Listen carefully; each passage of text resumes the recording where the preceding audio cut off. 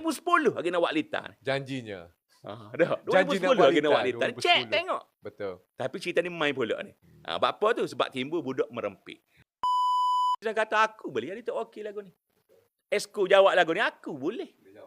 Dah. Lebih kurang mak terge ni. Jadi ni kita tak hasil lah. Kita tak hasil kan.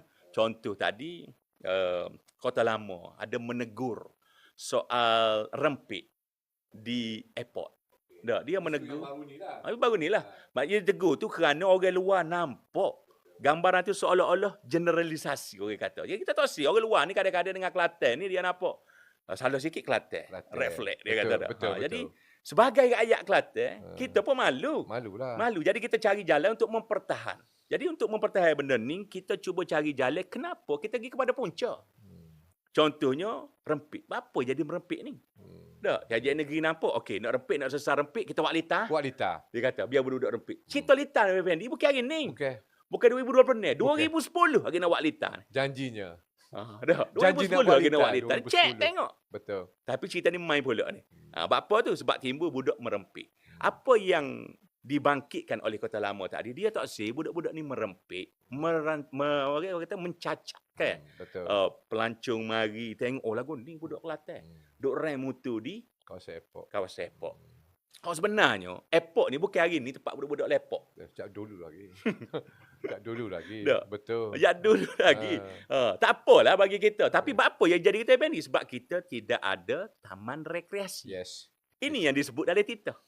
Tueku minta supaya memperbanyakkan kawasan-kawasan rekreasi. Buat tempat-tempat untuk anak-anak muda kita ni. Betul. Healing. Bersantai. Bersama dengan puak-puak dia. Bagi tak kacau. Betul lah kita sendiri pun tengok airport. Airport comel dan declare. Baik menteri sendiri.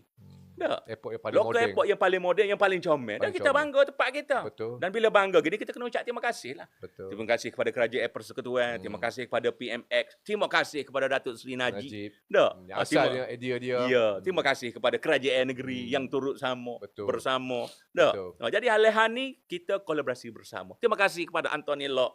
Dia main amdak. Berkali lah ni bila siap airport ni jadi pasdak. Pasdak pula. Dia tak marah dah.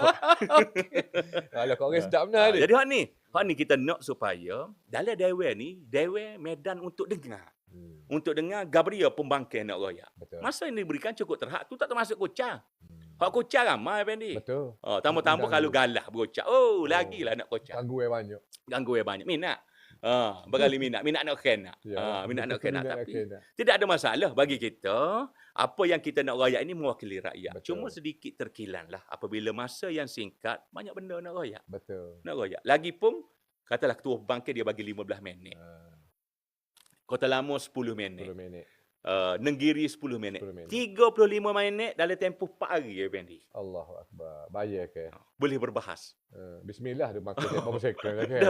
Jadi hani lah jadi kita jadikan medan lain sebagai ruangan untuk kita memberitahu hasrat dan sebagainya. Dan Merah salah satu podcast yang orang kata terbuka.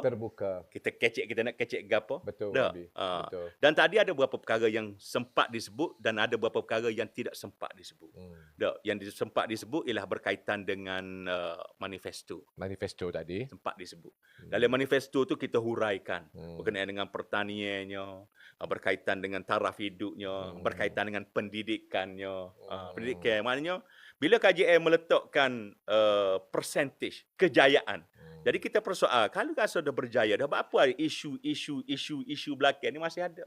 Masih wujud. Masih kedengaran. Contoh pertanian yang disebut saat ni kan? Betul. Pertanian. Maknanya apa? Air nak salur kepada kawasan pertanian, masih lagi kita orang kata duk main pergi lagi dengan lepas tak lepas nyawa. Betul. Sedekah dalam pengiktirafan kita sudah meletakkan satu angka yang besar telah berjaya. Jadi hak ni kita tanya ni. Kita tanya balik. Mungkin indikator pengukuran kerajaan negeri itu tak capai di akar kita lagi. Betul. Mungkin tak ada CP sebelum pada ni daripada mana-mana universiti. Betul. Yang digunakan oleh kerajaan negeri kita. Indikator mana sebenarnya? Kita nak dengar. Dan rakyat berhak tahu Fendi. Betul. Sebab rakyat yang memilih kerajaan ni. Betul. Terutama rakyat Kelantan. Betul.